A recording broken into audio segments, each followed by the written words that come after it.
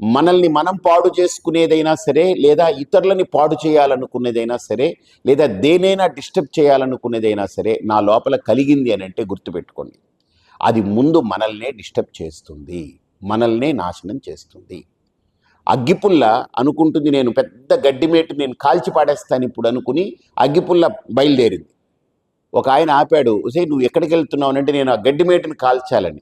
"నువ్వు ముందు ఆగు, ముందు నువ్వు తగలడిపోతున్నావు చూసావా నువ్వు" అని. అప్పుడు అది ఆగింది.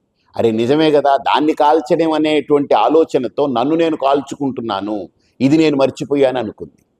అలాగా ఒకరిని పాడు చేయాలి అనేటువంటి ఆలోచన ఎక్కడ మొదలైతే ముందు వాడు పాడవ్వడానికి అక్కడే బీజం పడిపోయిందని అర్థం.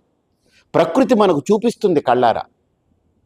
ఒకరు కళ్ళ ముందు మనకు ఎన్నో ఎగ్జాంపుల్స్ కనపడుతున్నాయి.